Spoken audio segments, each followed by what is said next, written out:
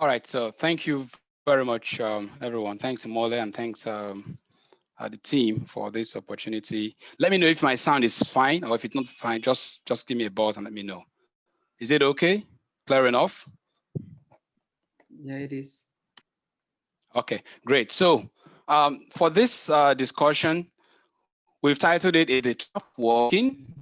What will I find?" That's another question that we normally ask ourselves. Yes, is if we have a stratigraphic or a structural trap or whatever combination trap we have, either in a clastic or a carbonate setting, we want to ask ourselves: Is it working? Is it a successful one?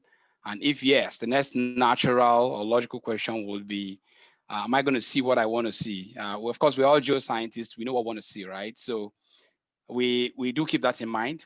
We want hydrocarbon for the most case, at least conventional hydrocarbon in this very context. So this is our topic for today. So this is a very quick outline. Imole, please, guys, give me honest with the timing. So this is 6:04, so that I'm able to get through this in 45 or before 45 minutes. So by way of introduction, we'll look at traps and rock deformation, just a bit of introduction to what traps are and maybe how they are formed.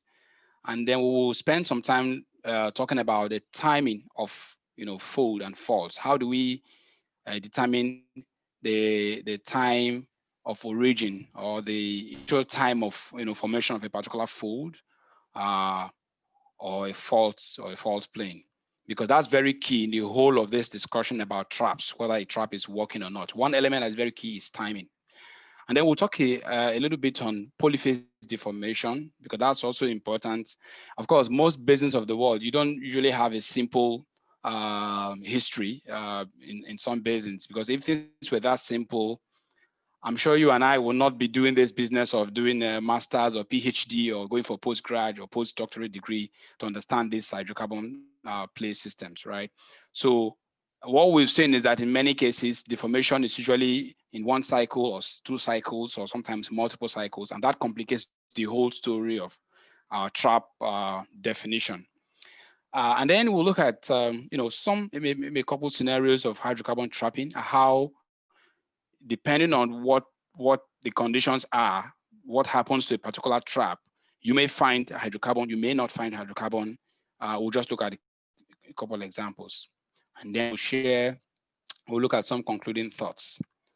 Now, for this discussion, I'll be focusing on structural. For the most case, what I have is more of structural traps or structural elements in a classic setting. I'm not an expert in carbonates, so I'm not really a carbonate person for now, because what we do mostly is more of plastics, siliciclastics, basically.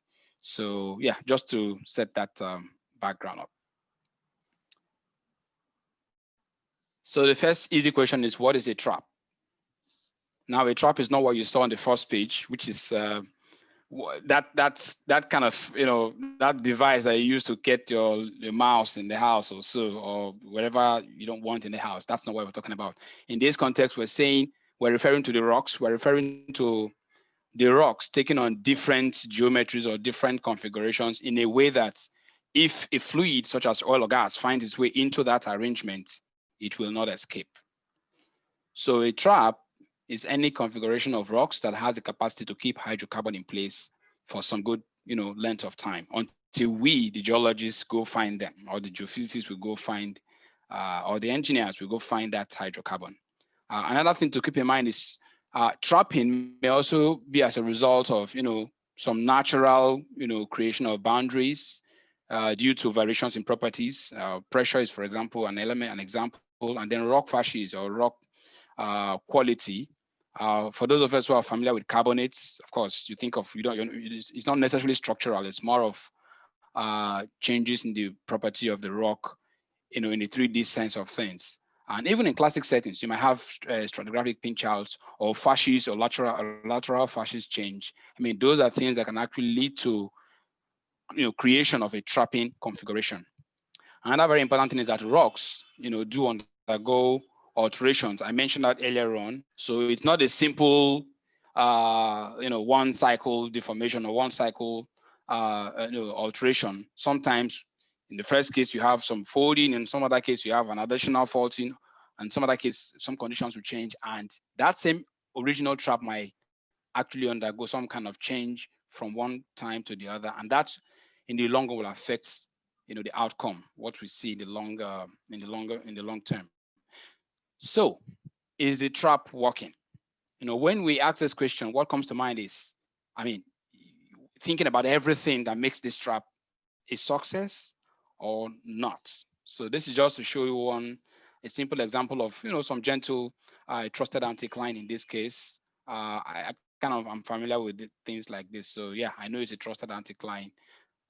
Some people might argue it's some detachment fault, but the key thing is that this is an example of what can keep a trap, what can create a trap.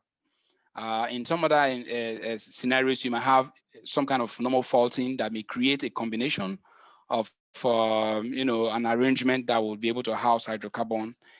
We'll look at one or two examples as we progress.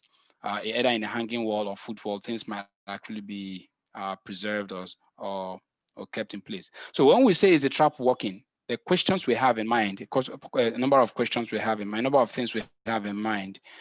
We think about structural spills, we think about juxtaposition leaks, we think about the rock themselves, the rocks around that particular trap, the capillary and the mechanical seal capacities of these rocks. We think about if it's a fault plane, you're asking yourself what are the materials in that that zone, that fault zone, right? What kind of materials do you have in there separating one fault block from the other fault block? You're also asking yourself, what is the through? How much of offset do I have, right? From the hanging wall to the footwall, whether in normal or reverse systems or reverse faulting systems, you also want to know how much of through do I have. And then another very important thing is, what is the history of this? I mean, if you're able to answer all those questions about materials, the capillary and mechanical seals, you're also asking, you're just going to ask the question of, what happened to this rock initially and what happened thereafter? So that's where the history becomes a very important piece of the story. So that's what this question is: a trap working? That's what it is all about. So we do have to keep that in mind. So a little bit on rock deformation before we delve into timing of fault and fold. First of all, we just a quick refresh. I mean, I'm sure we're pretty familiar with all this. Plates movement is one key thing that triggers, creation of faults at different scale, creation of traps at different scale. And from here, we see that plates can either move away from each other, or divergent form, or towards each other, or side by side each other. In which case, you're thinking about, translational movement or so. Either way, what we're saying is that this is very key to creation of, faults of traps.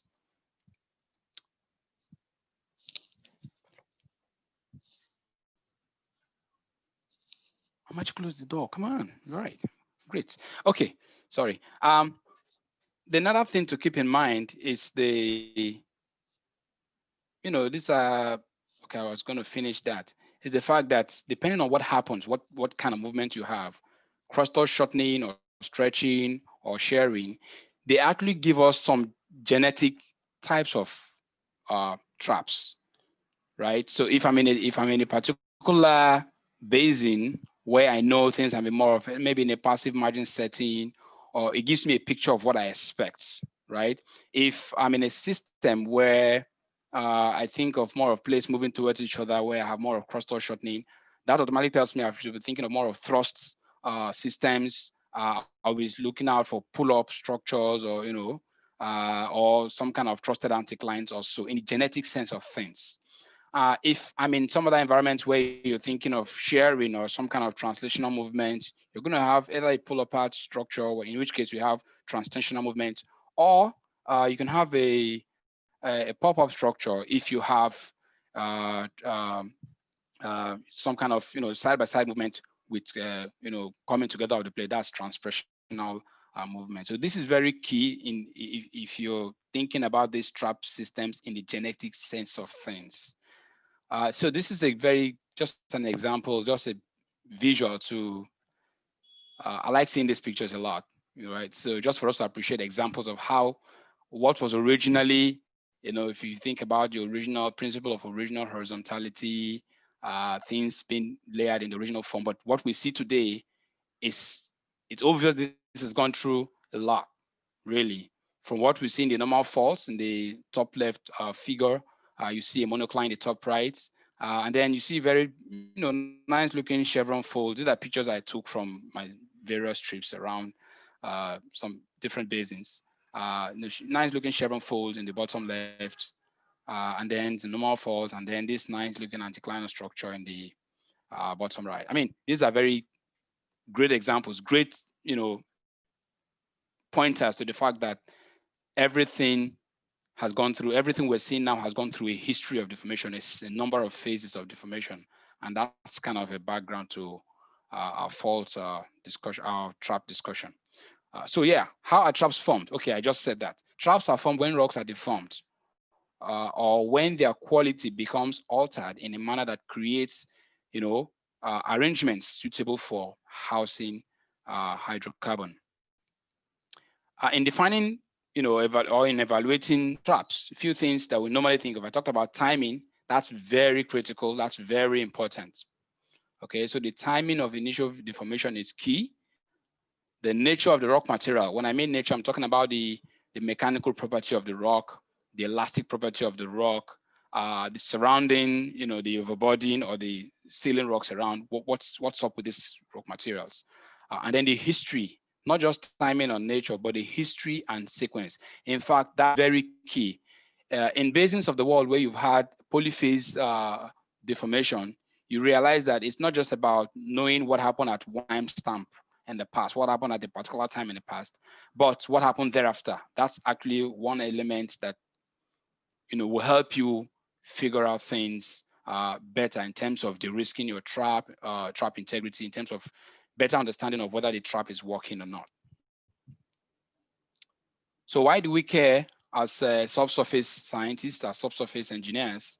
We want to, of course, we care because a detailed understanding of the impact of local and regional tectonics, helps us figure out which areas of our basin we expect the traps to work or not.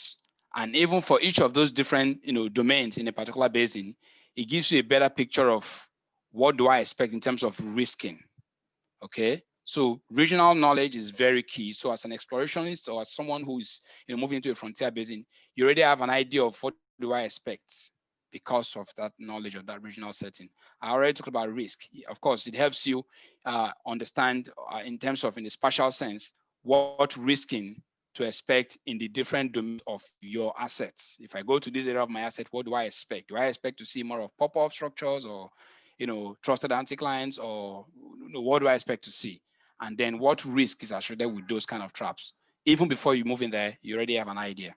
Of course, it also helps you because as geoscientists, as subsurface engineers and scientists, we are interested in finding the big traps, the low risk, volumetrically robust traps. Of course, that's what every one of us will like.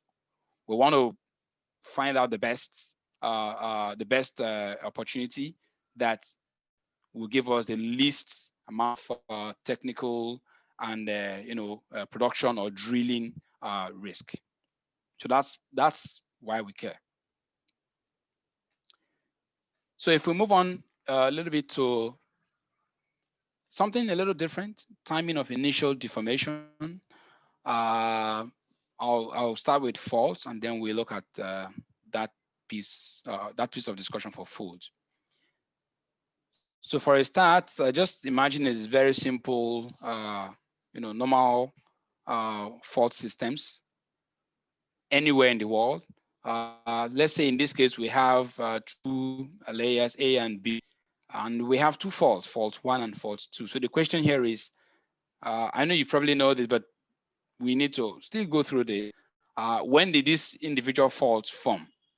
Now, the simple thing to do is to look at the thicknesses on both the hanging wall and the foot wall. So in this very case, the layer A is deposited during the Miocene, and that of layer B is Pliocene in age. So what you see, if you take a closer look, is that as you go from the foot wall, let's focus on fault 1 for now. As you go from foot wall to the hanging wall, you see that there is, thickening across the fault plane for the layer A. But if you focus on layer B, you don't see that change in thickness. So what this is telling us is that at the time, this fault one was active at a particular time when the fault layer A was being deposited, and that was during the Miocene. And that fault had healed, meaning it wasn't active during the second phase, which was when the layer B was being deposited. So layer B was actually deposited post kinematic of that fault one. So if we consider fault two, again, what you see is that if you're going across A across the fault two, if you go across the fault plane, we don't see significant changes in the thickness. In all of this, we're assuming no erosion. We're assuming that the thickness is just as is in the original sense. Nothing has been eroded. That's, okay, I should have said that earlier on. So if you look at the layer B, you see that across the fault two, you see thickening. That tells us that that was when that false 2 was active. So in other words, false 2 was active during the Pliocene period. That meant that the faulting happened while the layer B was being deposited, and obviously we see that from the thickening, from the thicker component that we see on the hanging wall. So if we, in a similar sense, if we focus on folds for now, what you'll see is that there are 4 layers here, 1, 2, 3, and 4. So what we notice here is that for layer 1 and 2, you don't see significant changes in its thickness on both limbs of the fault of the fold, and but for 3 and 4, we see that there's some kind of thinning onto the crest of the structure. Now, if we imagine that in terms of age, the layers are Eocene, Oligocene, Miocene, and Pliocene for 1, 2, 3, and 4 respectively. So that tells us that if you look at 1 and 2, because we see that it's isoparcous, in other words, the thickness is about the same, on both limbs of the fold.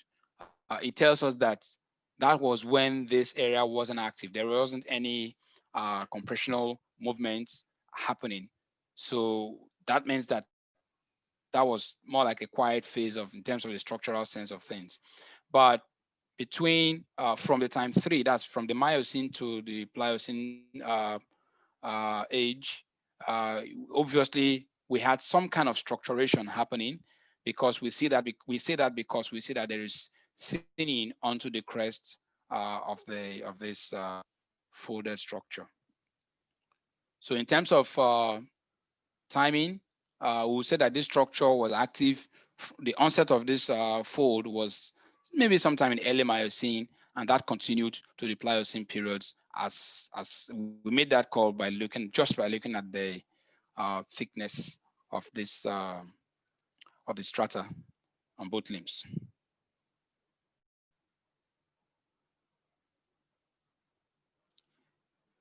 So let's talk a little bit on polyphase deformation and history. The reason this is important is we're looking at things in static sense at a particular time stamp.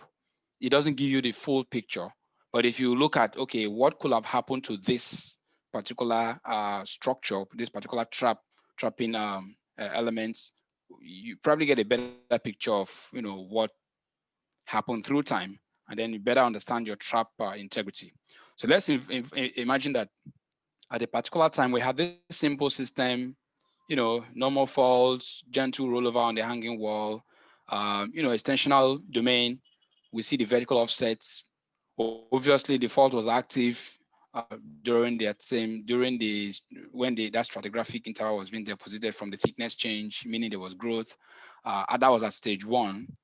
So we can argue that we have a gentle, some kind of trapping system formed depending on the amplitude of that hanging wall bed, the anticline on the hanging wall.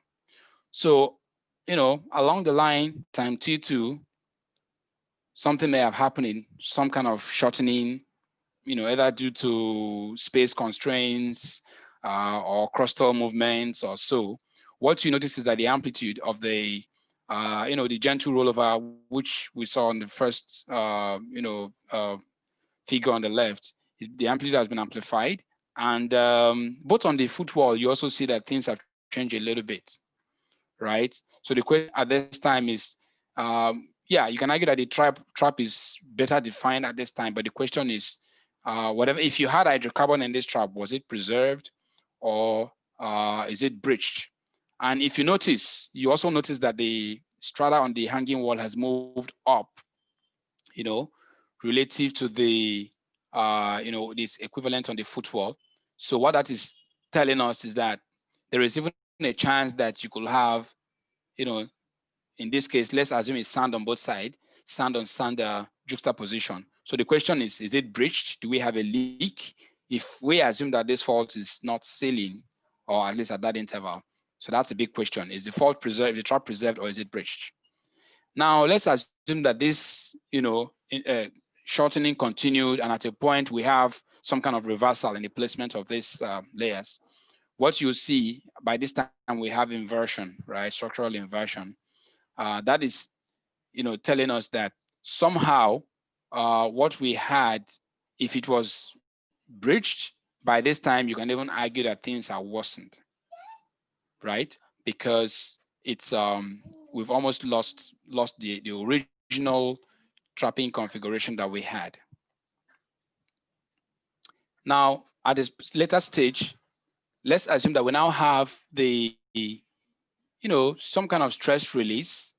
And when that happens, we will see some crystal faults forming.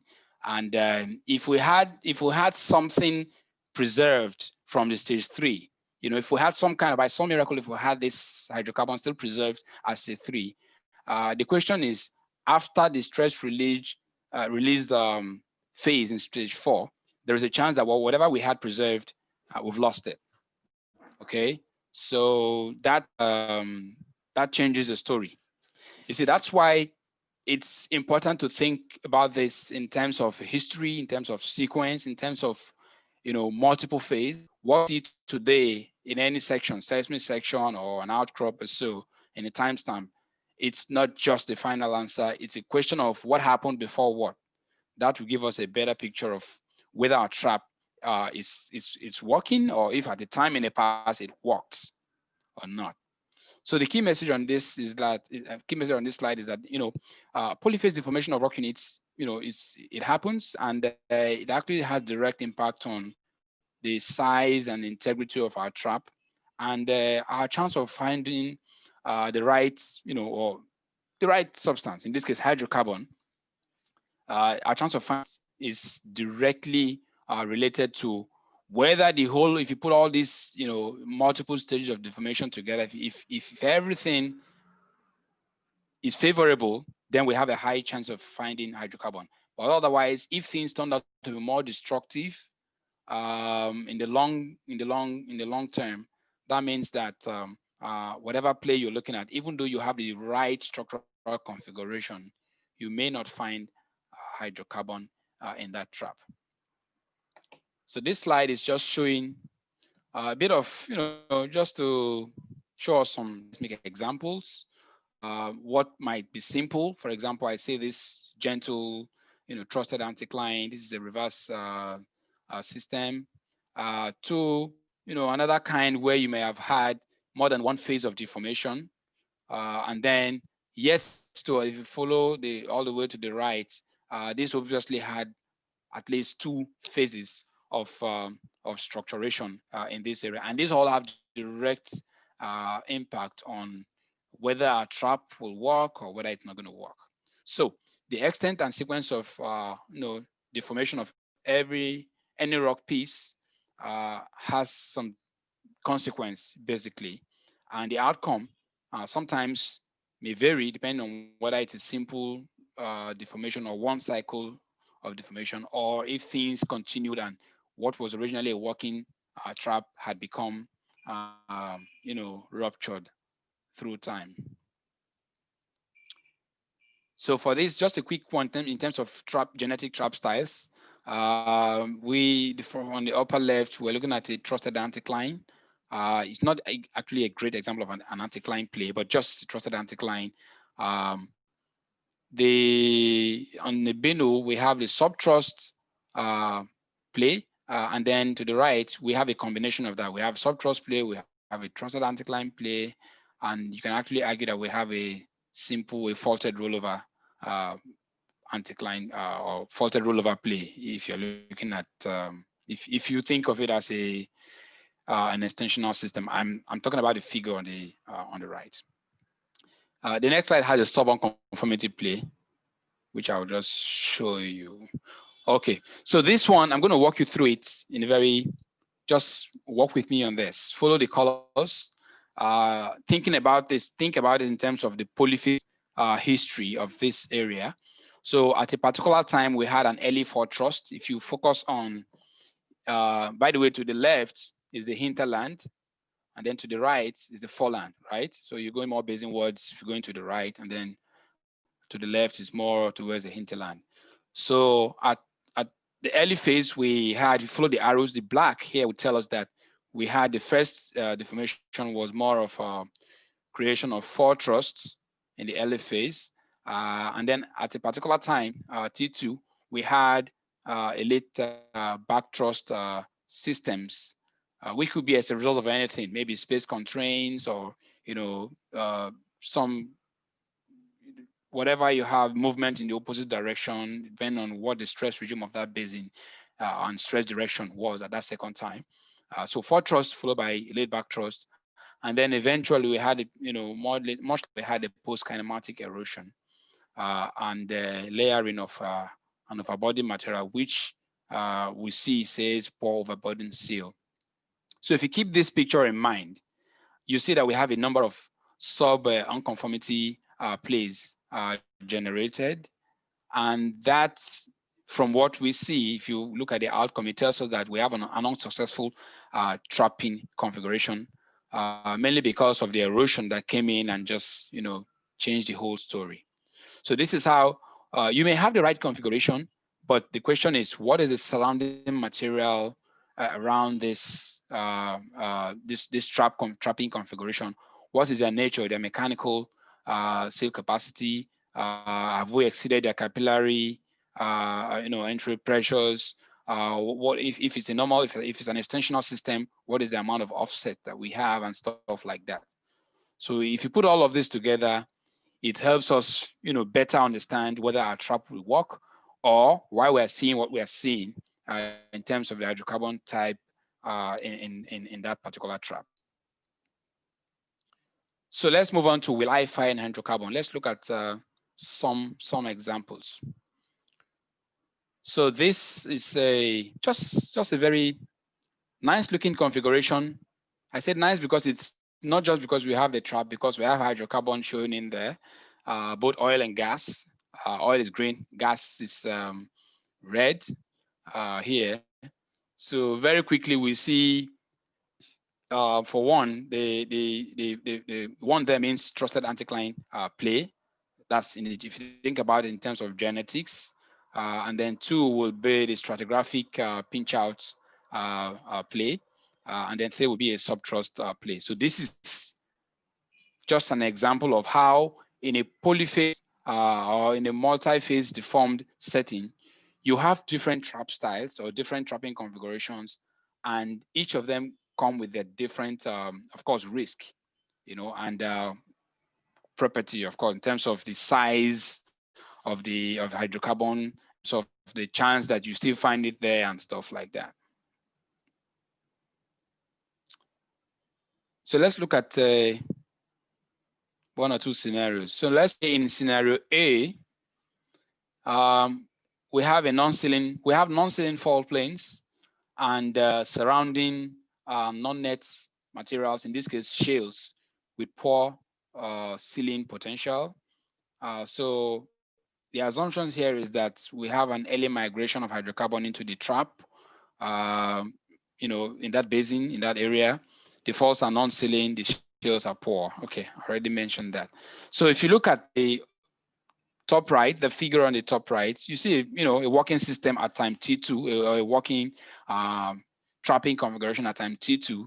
So let's imagine now that at time T3, we have some kind of, shortening in that area. And what you now see is that what you have on the hanging wall, the strata on the hanging wall has moved up, relative to the item on the footwall. And what that has created is you now have, remember we have a non-sealing fault. We now have sand on sand juxtaposition. So we have a leak. That's one. Okay, I'm back to scenario A. Okay, so we have a leak. That's one. And again, if we keep in mind that it says that the shales have poor sealing potential, that means even if we had anything in place, through time, things are going to go through those, those cracks, because why? The overburden shale has a very low capillary entry pressure. In other words, not the best seal to keep things in place in this trapping system. So through time, you see the gas, starting from the gas, because they have higher capillary energy, they're going to go through first, followed by the oil, and eventually you're going to have a total leak out of everything, and your trap is empty. So the outcome is that oil and gas, you don't have any of them, and that's all because of what we've seen: poor sealing around both lateral and vertical and overburden seal, and also poor non-sealing fault plane. So let's look at the scenario B that's got non-sealing fault planes, but shales with good sealing potential. Okay, so at time T2, we have this working system. It's completely charged from all directions.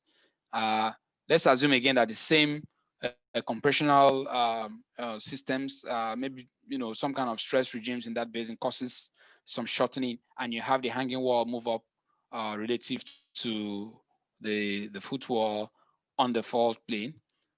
Again, remember here we have non-sealing fault plane, so things are going to be leaking through to the other side. But in this very case, we have shales with good sealing potential, right? So we're going to have hydrocarbon, remaining on the hanging wall hanging wall of this system. But on the footwall, because the fault plane is non-sealing, whatever you have on the footwall is going to find its way out. So if I'm putting a well on this hanging wall, I'm going to, success story. But if I put it on the footwall, it's not going to work.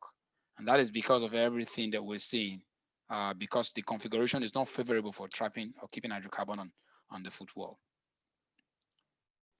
So if we imagine another scenario where we have non-sealing fault planes, I guess this is this is different from the previous one because it's non-sealing, and the shales also have good sealing potential. I mean, that works for us because even with the crustal or shortening in that area, we still have hydrocarbon trapped on both sides. But then here, the difference is this. If you look at the elevation, depending on the sealing capacity of the overburden shale or the gas entry pressure or the oil entry pressure, what we see is that we have a thin column of gas on the hanging wall with a very good column of oil, thick column of oil on the hanging wall.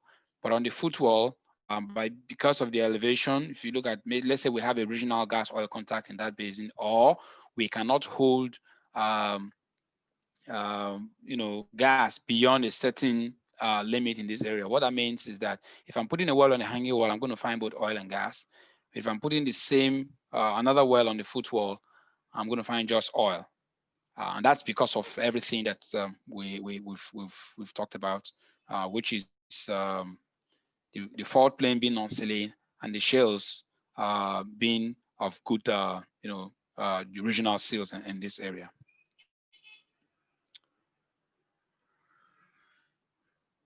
So this is the last slide I have. I think I probably raced through this too quickly, I guess. I'm not sure. But just concluding thought tells us that strata may become deformed, and when they get deformed, they create simple or complex traps. depending on the tectonic history of the basin.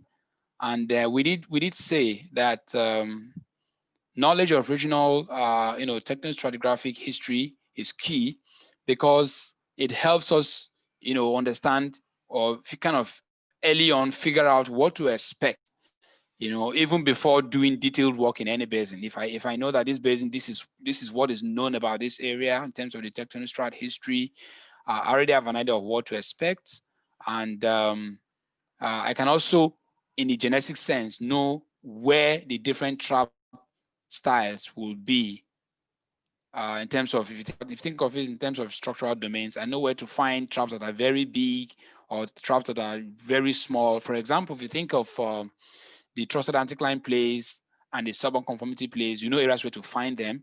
And you know that each of these trap styles have their inherent risk, for each of them. So it helps you figure out things ahead of time, even before doing detailed evaluation.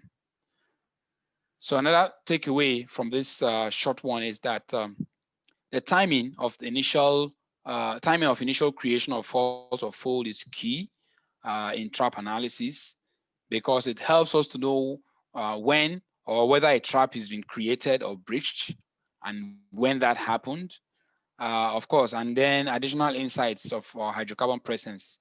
By that I mean, if I know if this is a basin that was charged at a particular time, right?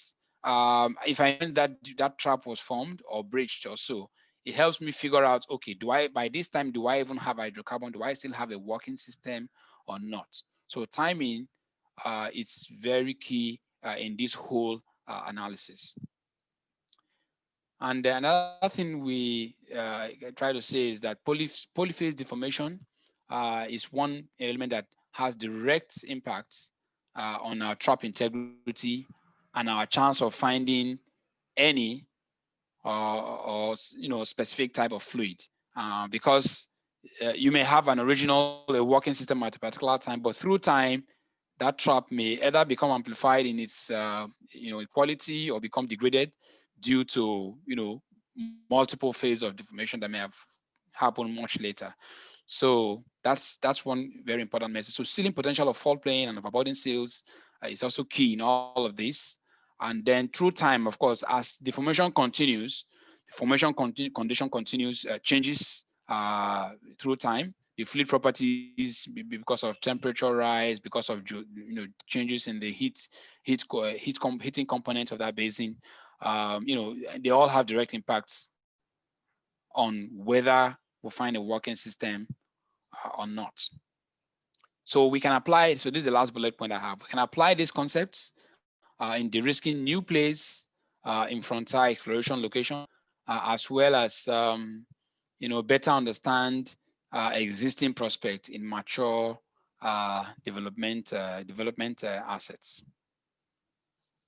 So this is what I have to share. I hope it wasn't boring. I hope I wasn't too fast, and I was just trying to keep my time contract with you guys. So thank you.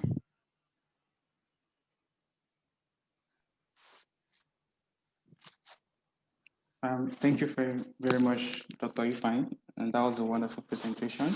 Got to learn a lot in the process. There are a few questions that have been posted onto the chat, and I would like to let everyone know that we are still open to accepting more questions. And if you have questions, you can post as we still have time. So the first question is from João Pedro Regazi. He's from Brazil and is studying at IFP school. And his question says, what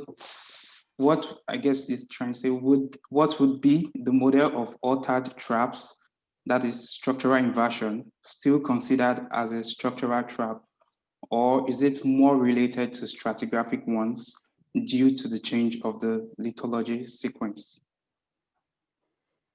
Okay, so I think that, let me see if I can go back to where you have some kind of structural inversion example.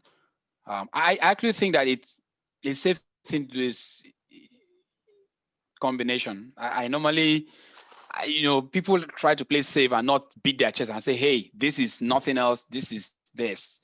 They try to, give you a broad picture of what is possible.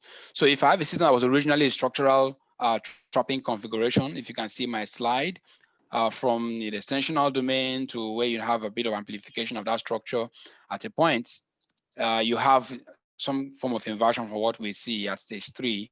You can argue that because this is elevated, let's say above a certain regional level, you might have some part of it eroded. And if it's eroded and you have subunconformity, you have some deposition of things on top of it, that might be a combination. But if you have another layer that is entirely structural, you can say, yeah, it's still a structural trap. But many times it's usually combination. That, to be very honest with you, many times it's usually combination. It's not usually just structural or stratigraphic, especially in a system where you have a complex history of erosion, of shortening, of extension, and deposition at the same time. Many times it's usually a combination system. I don't know if that answered the question well enough. Yes, I believe so. And the second question is from Rafael Santos. He's also from Brazil, and I believe he's schooling at UFRRJ. His question is, could you please comment a little further about possible well locations on angle or footwall? What's the main risks associated to it? Possible Okay, let me locations go to the possible locations of wells. Okay, risk associated with putting of wells on hanging or footwall. Yes. Okay, so trust me, what matters here is not whether we like the word hanging or footwall as a name. Nobody cares, to be honest. It's all driven by costs, risk, profits.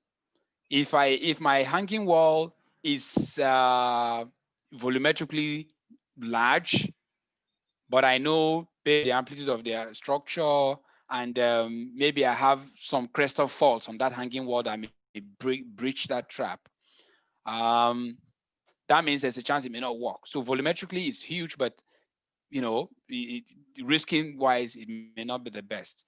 In the footwall, for example, might be small in terms of volumetrics, but if I think I have a ceiling fault and I have a lot of evidence, and I think profit wise, I'm going to get more, less risk and more, bang for my buck, more profit for my every single dollar I invest.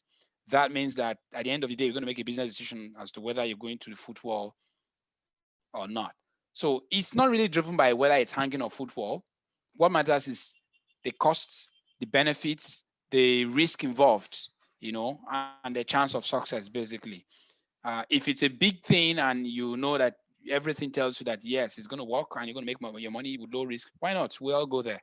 But if I'm not sure, what you normally see is that the management folks are they're unlikely to give a nod if the volume is big, but the risk is so much that they can't handle. So there's no preference, really. It depends on many things. Sorry for saying a lot and not saying anything, but that's really the way it is. It's all about business, mostly about business and risk and profits.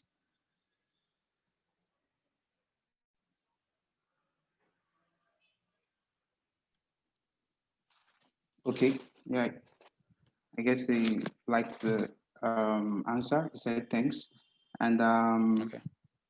yes, if there are more questions, we can ask as we still have time. And maybe as why people are thinking of questions to ask, I can just ask one question that I was thinking about during the presentation. So is there any association with the traps in relation to the lateral or vertical migration of hydrocarbon? That is considering it from the source point, either laterally or vertically. If you could just tell us a little bit more about this. Thank you. But okay, you mean so if I got it correctly, you're asking if there's how are the traps associated with respect to hydrocarbon migration laterally or vertically? Is that Yes. a question? Yes. Okay, so generally hydrocarbon, I mean, in this very case, the hydrocarbon is charged from all directions, right? So it's coming from all directions basically. We're assuming that in this basin there is source rock everywhere, and even not just from the under, but also from the sides. So what we see is that the traps, first of all, hydrocarbon will come in and find its way up to buoyancy, right? Until it sees something that will stop it. Let's say a molecule of hydrocarbon will come in and find its way all the way up to where you have the shallowest energy on it, and then it stays there, and then things will now backfill downwards. So it moves up first, gets to the crest, and then if it's unable to go through those pores, go through those the ceiling rock above it, then it begins to backfill downwards through time. So the question of where you have how much to where does it stop now depends on how much can that trap hold, based on this. If you're thinking about it, think about it in terms of the sealing capacity of the rock. Think about it in terms of the whether you have a structural spill. Think about it in terms of whether you have a juxtaposition point nearby where things will leak off. That will determine the column height you get, um, in that trap, whether on hanging or footwall. It doesn't really matter whether hanging or footwall.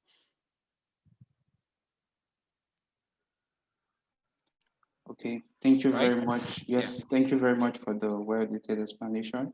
Um, I think we still have some few minutes for questions, but if there are no other questions, then I could then um, say that the president could come on to give the closing remarks and appreciation. And thank you very much, Dr. Ifeanyi. We really do appreciate your time. It's my pleasure. Thank you. So we would like to thank you once more, Dr. Obi, for this presentation. It was very clear, and I hope it has come to the understanding of everyone that was listening. Thank you very much for your time to be here with us. And if you please, guys, if there is still someone more has a question, please don't hesitate on asking.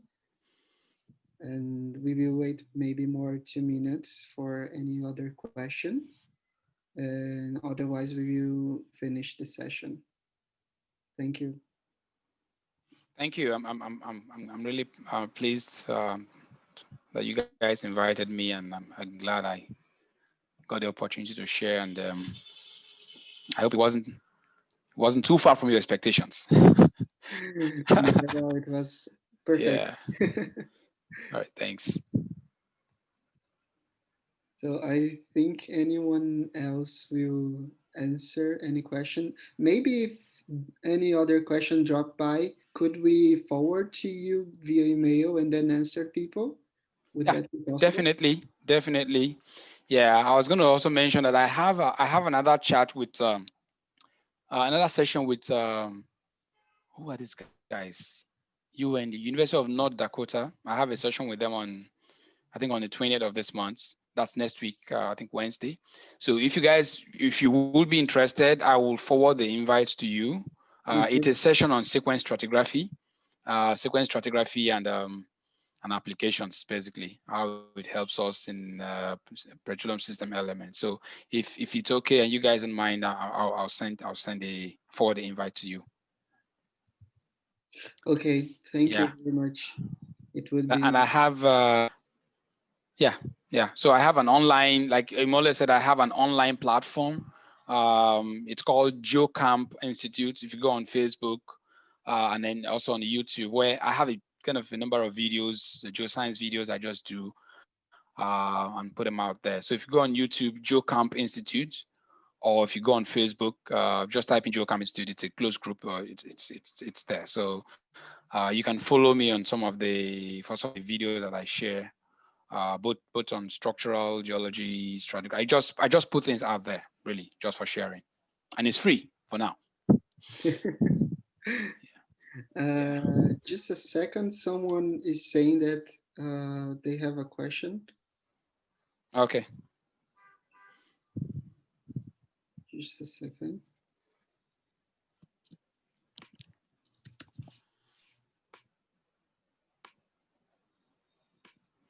Musa, could you hear us? Can you hear us? Yes, I can hear. Thank you, Douglas. Thank you, Douglas. Thank you also for this, Obin, for this nice presentation. It was very well explained. The PowerPoint was very clear, crystal clear. Thank you. I have a question. It is about this fault sealing or leaking. I want to ask you, even the fault zone, the core zone is sealing, it is possible to have a leaking from the damage zone of the fault or not? Oh yeah, so you can have a sealing fault, but you know the thing is this is a 3D problem, and I like the way you're thinking. That's a very good way to think of it. Um, you might argue that yeah, this is a sealing fault, but in a 3D sense, in a spatial sense of things, areas where things could be broken, and if that is the case, those are actually potential leak points where yeah, although you fall ceiling for the most case because you have a very ceiling material in default zone or the shear zone areas, but those areas where things are broken are potential leak points. And even though you may have a fault ceiling at a particular time, T1, through time, you might have some kind of reactivation of structures, structuration in that area. Maybe something else happened and there's an additional, another cycle of movement or sharing, either in the opposite direction or in the same direction, or maybe some kind of things pulling away from each other in an extensional setting. I mean, a number of things can happen, and that fault that was originally sealing might lose that sealing capacity because it's been altered from the initial state. So it might be sealing at one time in one area, in some other area it's not sealing, or in some other time it's not sealing. I mean, a lot can really happen. So I like the fact that you're thinking about it in that sense of not just in one location, but in 3D sense, and also through time, things might change. So yeah, that's a very, very fair concern that you expressed there, Musa. Okay, thank you very much. Thank You're you. welcome. Thank you again for your presentation. Very nice. My pleasure. Um, so we would like to thank you once more, Obi, for this opportunity, and also thank for everyone that was here with us during this time. And I hope you all have enjoyed this moment, and I hope you also be present for the upcoming presentations that we are preparing. So I wish you a wonderful night, and that's all. Thank you. Bye. Right. Thank you, everyone. And it's been a great session. And nice meeting you all.